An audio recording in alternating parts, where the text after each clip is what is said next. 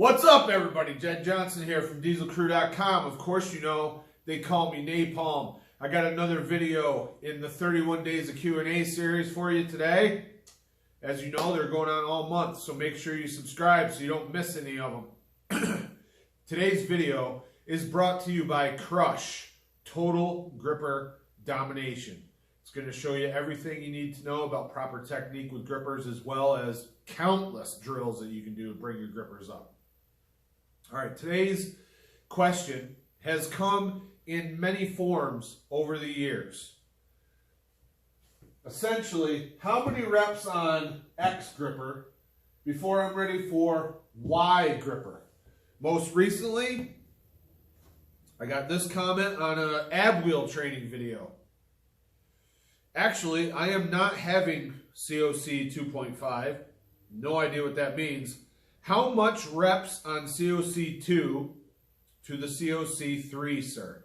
So I believe we're dealing with someone who is typing in English, but it's not their first language. So I don't mean to belittle you in any way. I appreciate your comment, and I welcome more comments on the channel. But here's the thing, and this, I've covered this in several videos, but this is the answer I have to give you.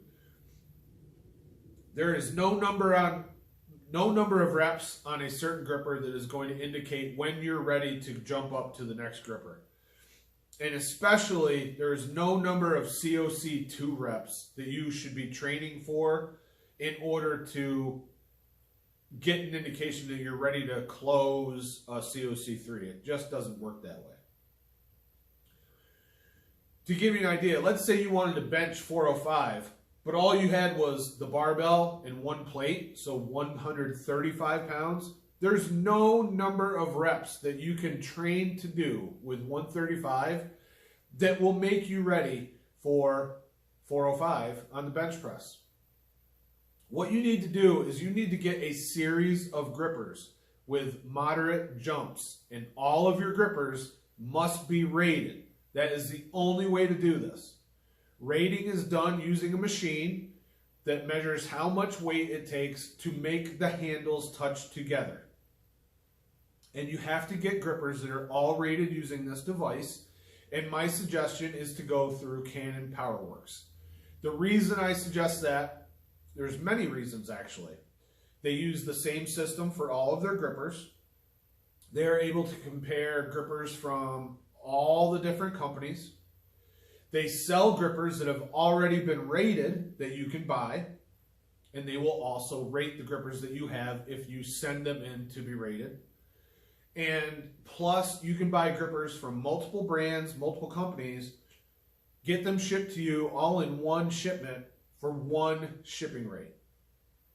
Now, if you go from Ironmind and you buy from whatever other companies, you're going to have to, if you buy one gripper, you're going to have to pay shipping on all those different grippers. You can most likely get all of those grippers from the same spot. You do not have to train with just a gripper in a series of grippers like 2, 2.5, 3. There are grippers on the market that lie in between a 2 and a 2.5, in between a 2.5 and a 3. They just don't come from Ironmind. Actually, you might be able to get them from Ironmind because grippers vary. So you can get like a 2.5 that rates about 120, about 125, about 130. Then you have a series of grippers that you know the strength levels for, and you can work up using those grippers. I recommend about 5-pound jumps. Now, if you want to go a little bit smaller than that, 2 or 3-pound jumps, by all means do it. Now, here's the thing. Once you have the gripper, and once you have it rated, let's say you outgrow that gripper, you will be able to sell that gripper to someone else. You don't have to hold on to that. So it's not like you need to amount 50 different grippers while you're in your gripper training career. That is not necessary. You can get rid of those grippers when they become obsolete in your training. So don't think about, oh, I've got this number 2 and I've got to close it 300 times in one set, and then I know that I'm going to be ready for a 3. No. I think I know where that myth comes from, how it was perpetuated, but Nobody who's good at grippers trains grippers that way. Believe me. They may work up to be able to close their working gripper, and then they may work to close that gripper 2 times, and then they may work to close that gripper 3 times. But people in the know understand that by doing that, they are not working their way up to some incredible jump to the next gripper.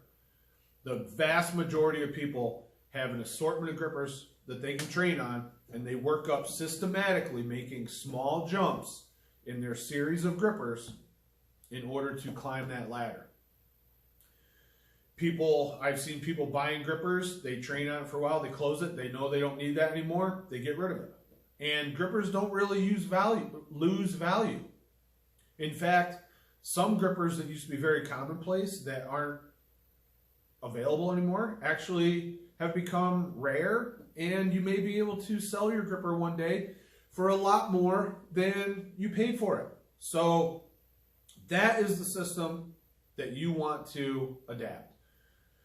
The other part of the equation is working on the individual portions of the gripper sweep, making sure that your set is as strong as possible, making sure that your technique is correct. And that's the kind of stuff that I show you in Crush, Total Gripper Domination. It does come in DVD format. It also comes in streaming format.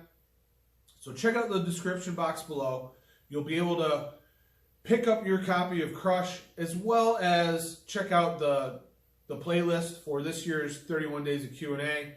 And if I have time, I may even put together a playlist of all my gripper Q&As, because it's pretty plain to see that this information is still being spread around. It does not help people that are new to the sport, because it's not the way to train. It's not optimal by any means. So check out the description box. You got resources down there. I wish you all the best in your training. Give the video one of these. Be sure to subscribe, and take care.